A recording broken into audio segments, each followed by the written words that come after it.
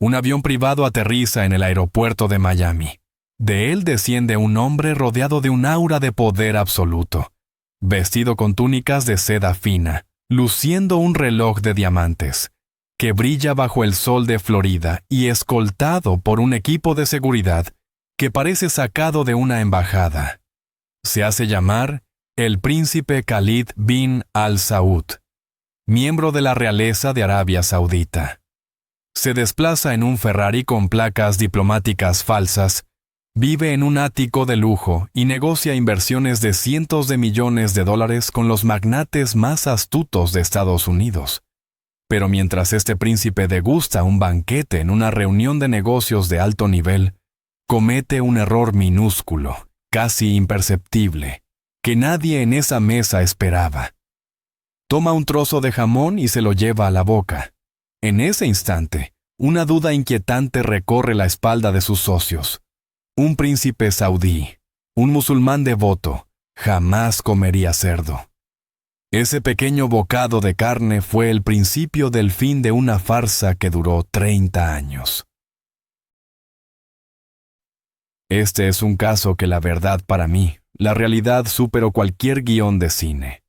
Esto es completamente una locura y la historia del hombre que el mundo conoció como el príncipe del fraude no empieza en un palacio de Riad, sino en las calles de Bogotá, en Colombia.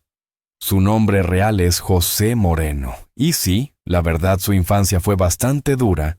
José y su hermano Daniel decidieron huir de su casa al ver a su padre matar a su hermano menor, porque no podía mantener a los 3 hijos.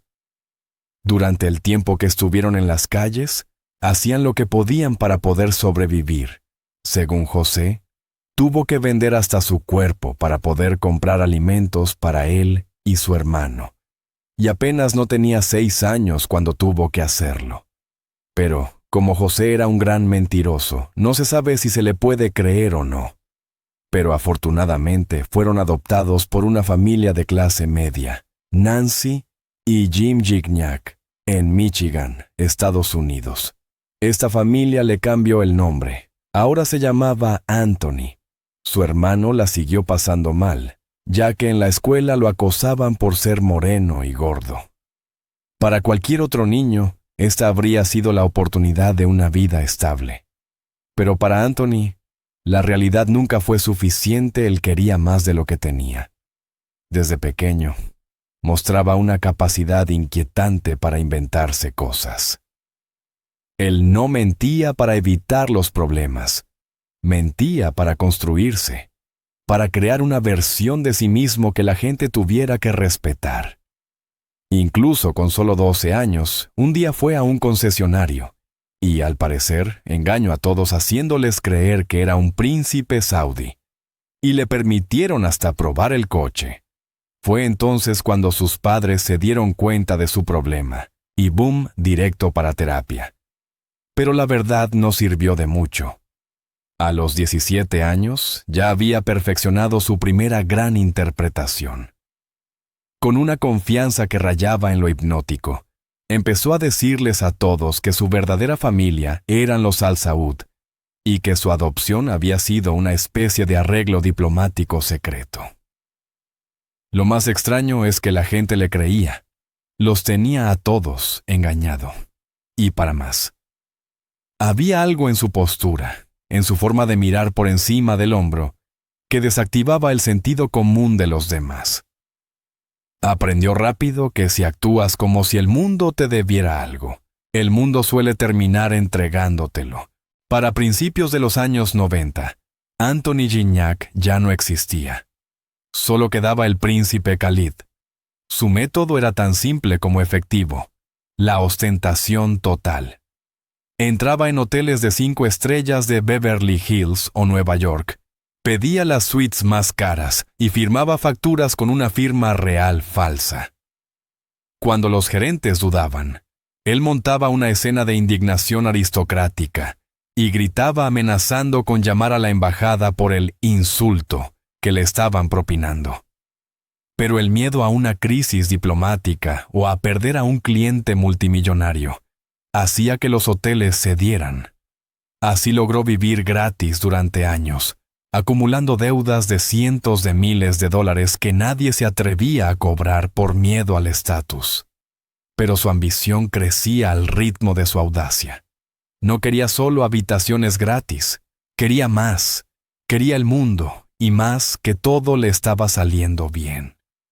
A lo largo de su carrera criminal, Anthony fue arrestado 70 veces. Sí, como oyeron, 70 veces. Por lo general, 7 de cada 10 veces que intentaba su estafa, terminaba en una celda. Y aquí es donde el caso se vuelve psicológicamente increíble, ya que cada vez que salía de prisión, en lugar de esconderse, cambiar de táctica o trabajar como persona normal, solamente volvía a ponerse las túnicas y a presentarse como el príncipe Khalid. Era como si la cárcel fuera solo un inconveniente, un obstáculo temporal en su vida de monarca. En su mente, él no era un estafador pretendiendo ser un príncipe. Él era un príncipe que, por alguna injusticia del destino, era perseguido por las autoridades. Esta convicción interna era su arma más poderosa. Cuando tú crees tu propia mentira al 100%, es casi imposible que los demás no la crean también. Yo he oído decir que, cuando repites una mentira tantas veces, llega el momento que ni tú mismo sabes si es real o no. El clímax de su carrera llegó en 2017, cuando puso sus ojos en una presa mayor. Jeffrey Soffer, un magnate inmobiliario de Miami y dueño del legendario Hotel Fontainebleau. Anthony contactó a Soffer con una propuesta que cualquier empresario consideraría el negocio de su vida. El príncipe quería invertir $440 millones en el hotel. Y para vender la mentira, Anthony no escatimó en gastos. Se mudó a Miami a un exclusivo condominio en Fisher Island, instaló placas diplomáticas falsas en su Ferrari y contrató a un equipo de guardaespaldas que llevaban armas a la vista, creando una burbuja de autoridad que nadie se atrevía a pinchar.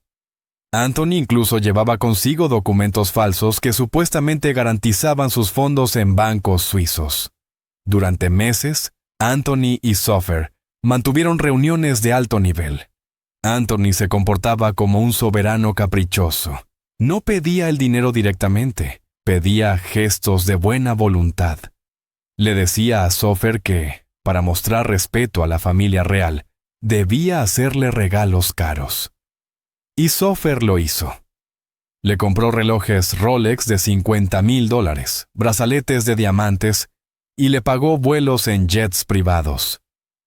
Soffer, un hombre acostumbrado a negociar con los más poderosos, cayó completamente en la red. Llegó a invitar a Anthony a viajar en su jet privado y a pasar tiempo con su familia. El estafador había logrado lo imposible: integrarse en la élite más exclusiva de Florida, sin que nadie sospechara que sus túnicas de seda ocultaban a un delincuente convicto de Michigan. Pero la confianza es un arma de doble filo, y Anthony se volvió descuidado. Empezó a sentirse tan cómodo en su personaje que olvidó los detalles más básicos de la cultura que decía representar.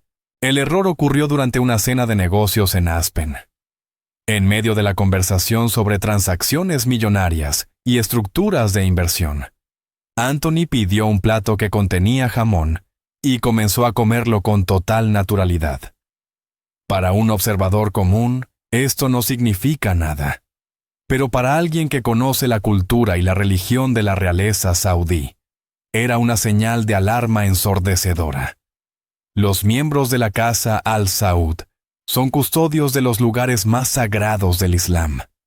El consumo de cerdo es un tabú absoluto, una línea roja que ningún príncipe cruzaría, y menos en público. Soffer notó el gesto. Una duda pequeña comenzó a crecer. ¿Por qué un príncipe saudí comería cerdo tan tranquilamente?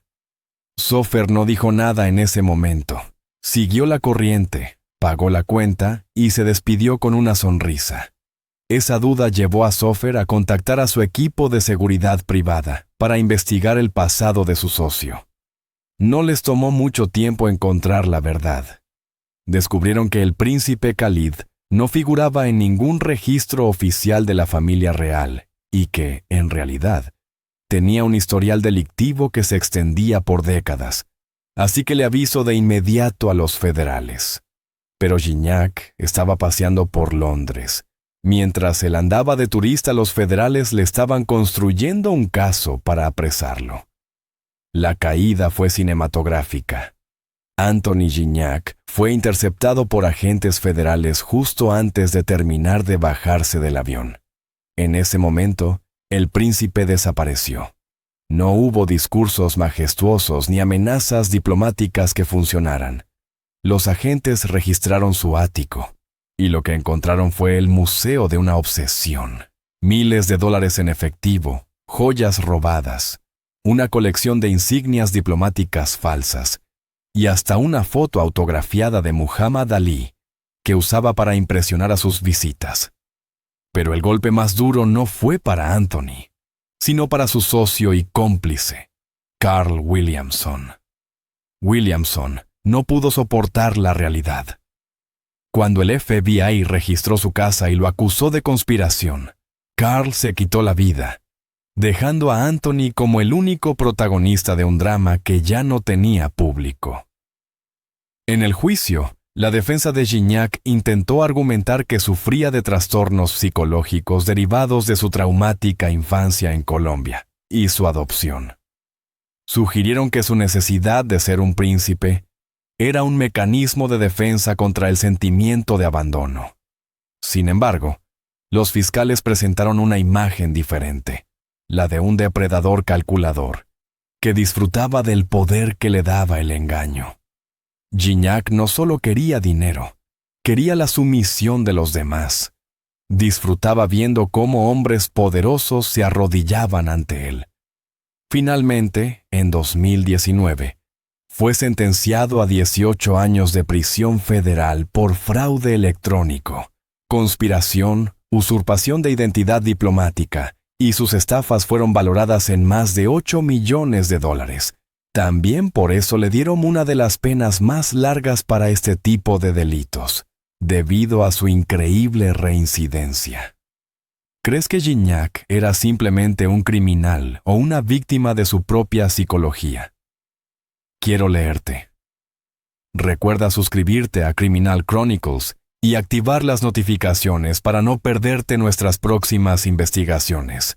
Cada semana traemos un nuevo caso que desafía la lógica y nos recuerda que el mal muchas veces viste seda y diamantes. Gracias por acompañarnos una vez más.